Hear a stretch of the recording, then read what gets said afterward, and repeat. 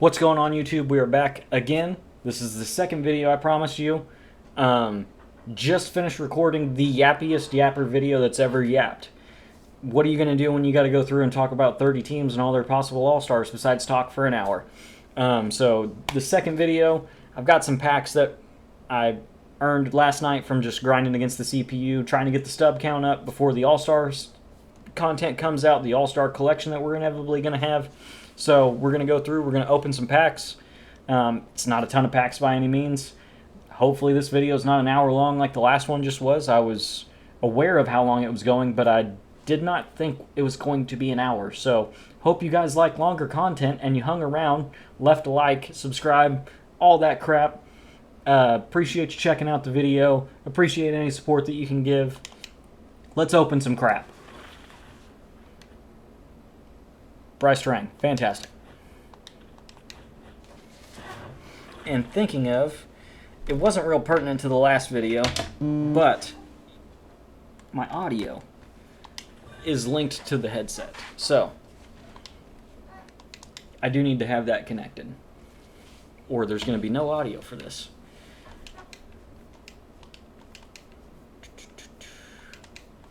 I'm not going to go through and list sell orders for everything because that will definitely drag the video out way too long, but I'll quick sell. I typically quick sell a lot of my golds and stuff. Excuse me. Duplicate jersey.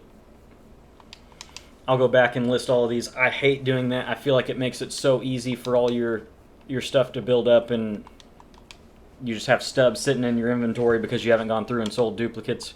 But don't want to make you guys sit here for an hour watching me slowly open each pack and list every card. Don't believe he's getting upgraded anymore at this point, so we're going to move on. Hey, some golds. We will definitely take some golds. Like I said, last night I was grinding the lefty long ball mini season. Repeatable method to get 20 packs, and got this deluxe pipeline pass pack from the home run mission that you do in that. Just do whatever you can. We got 2 weeks. I believe they said the 11th is when all-star content's coming, so not this coming Friday, but the next Friday. Ooh, our first diamond. I don't have a single live series 90 overall or higher pull this year. I have had to slow grind everything that I've unlocked this year. I could really use a 90-plus pull, a six-figure pull. I could use a Judge. I could use like anybody. Judge and Ohtani. It changes the trajectory of how you play the content having that many stubs. And it's purple.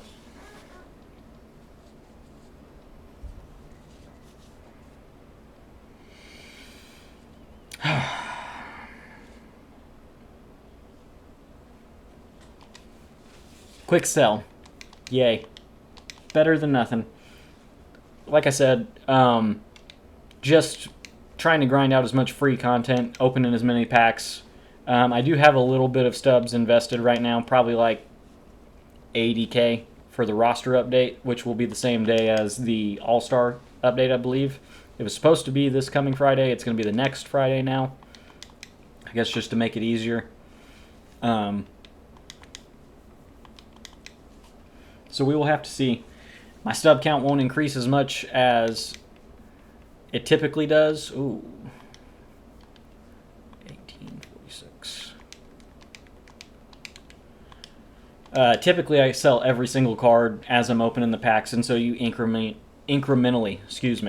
can see the stub count rising as I'm going through opening the packs. That takes significantly longer. And after just recording an hour-long video of me yapping about who might get all-star cards, I don't want to do that to you guys. Holy shit, a second diamond already. We're going to quick sell everybody for a little luck and see if that helps. And we'll quick sell the jersey. And now, this is going to be Ohtani. No, it's not. Fark. It's Will Smith. Yay. I may hang on to him. He's been a very good hitter this year. I don't see him getting a +3, but even if he gets a +1 and gets into that higher range of 88 plus. It'd make his price go up a little, make it harder to pull him. You never know.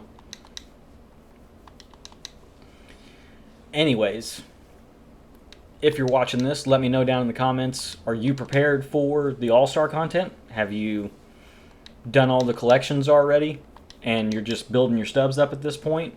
After we get done opening these, I'll show you what my God Squad looks like right now. I'll just go ahead and tell you, like, I have been lucky with some of my pulls. I'm not going to act like, since I don't have a 90-plus pull, that I've, been completely poor all year. I have had some luck. I pulled Ketel Marte and Trout opening night, which helped my team out immensely from the get-go. Not just from a collection standpoint, but they... Okay. Oh, it's blue. It's a shortstop. Ew.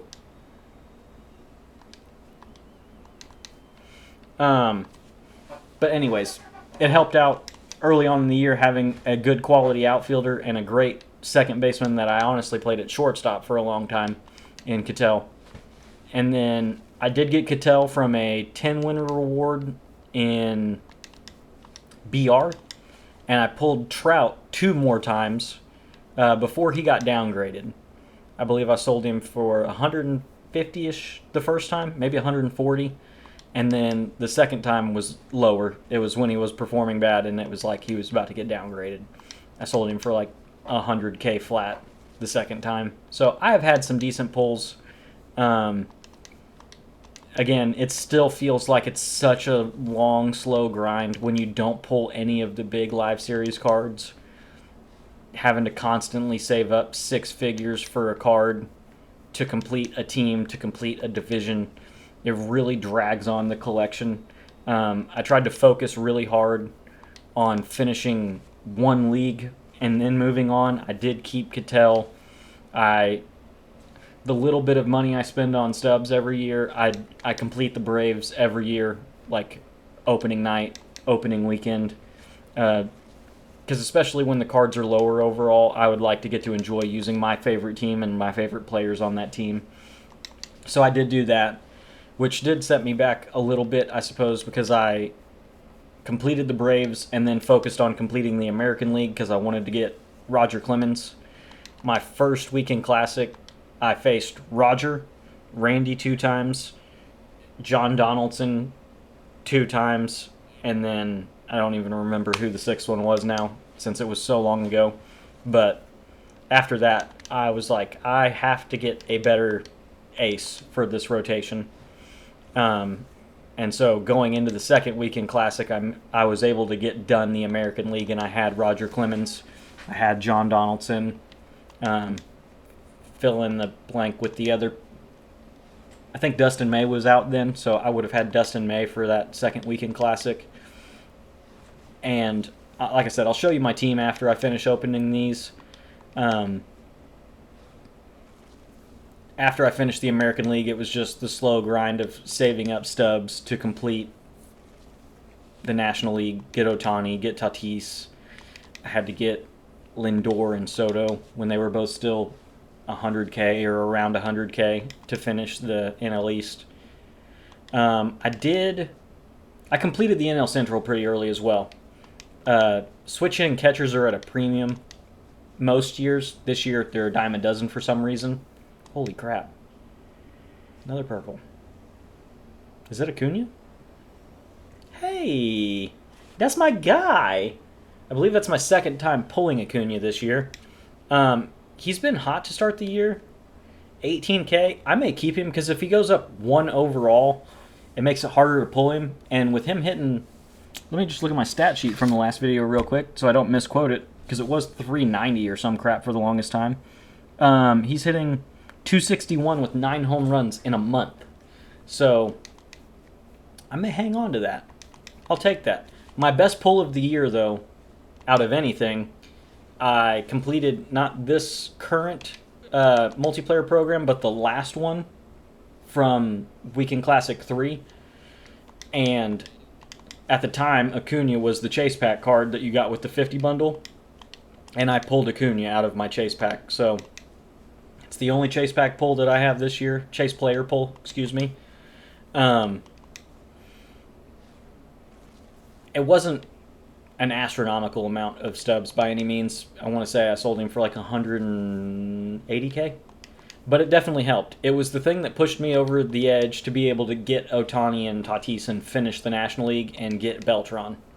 And so I have had some pack luck. I'm not going to sit here and play woe is me and act like because I haven't pulled a 90-plus live series that I haven't had some pack luck. I've had some, probably upwards of like 300 to 500K out of, some big nice pulls, which helps, apart from just the slow grind of content. Like, every bit of stubs adds up eventually. You just got to keep plugging away. I don't think I have a whole lot of big pulls out of the secondary pack content, like the smaller collections that we've gotten every single week this year. I've had to buy all those guys, all of the 100K inserts, like all of the rare round cards that you've got to get to complete the various collections that we've had. So, like I said, it just felt like a slower grind this year than any other year that I've played Diamond Dynasty to complete the content.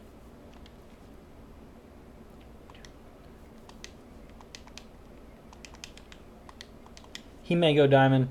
I don't feel like sitting on him that long. He's a reliever. I feel like relievers are kind of hit and miss on whether or not they're going to get the boost up to Diamond.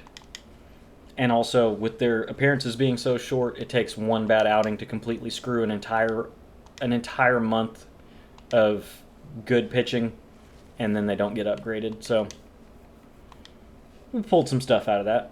What do we get? 3 diamonds and Acuna. Isn't a bad pull. Hopefully the roster update, he goes up, and that turns into a great pull. Same with Will Smith. So both of those guys, both of them are 87s. They may both go up. They both probably deserve to be 90s. Based on how they're hitting this year. Will Smith's hitting 315 this year, I believe. Look at the handy-dandy stat sheet from last video. 318 with 10 home runs and a 945 OPS. So, Schwarber is still the big boy in this pack. His price has gone down a little, but I continue to pick this pack with every single deluxe choice pack that I get because he's the only one that's 6 figures, and if I could pull him somehow, it'd be great. It's not. Not surprised. It's like my 10th Brady Singer of the year. But anyways, significantly shorter video, hopefully, than the last one, as long as I don't ramble on for a long time. I'll show you what my God Squad looks like going into the 4th of July weekend, barring, whatever content they put out this weekend. I did complete the Prime program to get Lance Berkman. He's down here now. No, he's not. Okay. This was the new Ian Happ until he came out, and he's literally just a slightly upgraded version of Ian Happ that's a little bit slower. I'll take that. Having actual position, this is his primary position as well. I wasn't going to move Ted to right field. I had Ian Happ out of position and right. He's a way better hitter with all the quirks. And also the ability to throw him at first base late in the game. If for some reason you want to pinch hit for Gil Hodges against like a righty that throws an outlier sinker, I had Ian Happ on the bench. I mean, what would I do here? I could throw him out of position. Oh, no, right field. Okay. Just kind of whatever. Have to see. I like Gil Hodges' swing, so that doesn't seem like a likely scenario, but I like that I have fallback options within my team to play most positions. Like, Jeter is literally only here to pinch hit for Corey Seager and play shortstop. He's not going to start for me. I love Corey Seager's swing. I performed pretty well with Corey Seager. I did have kind of a rough stretch the last couple games of the last Weekend Classic with him. That's the only at-bats I have with him are basically in the last Weekend Classic. Everything else is CPU grinding because I haven't been playing a lot of ranked because of how much I've not enjoyed playing ranked. But yeah, so Johan's my starting switch-hitting second baseman who can also play third. if I need him to. Switch hitting backup catcher who's basically my platoon option for Rafael Devers. The 99 overall guys, I just kind of expect them to stay in the lineup because right now their attributes are so much higher than everybody else's that it just makes sense to leave them. Even if you don't love Scott Rowland's swing, which I haven't hated his swing, I've actually performed kind of well with him. I do play on Hall of Fame, so like I'm not on Legend. I definitely get that. But, yeah, my lineup, I'm toying with the idea. Like I said, I don't mind Gil Hodges' swing, so he's not coming out late in the game. Whereas I might pinch hit Jose Ramirez for Scott Rowland if I have to, and both of them hit lefties really well, and Ted Williams is not coming out of the game. He's the best overall hitting card in the game. The argument can be made for Beltran. His attributes are lower, but he's a switch hitter. Ted's got an amazing swing. I've barely used him since I got him. He's got 2 at-bats. But I enjoyed the Ted Williams that we got at the beginning of the year. I know I love his swing. And he's a good defender, actually, so I'm not doing the defensive sub for him.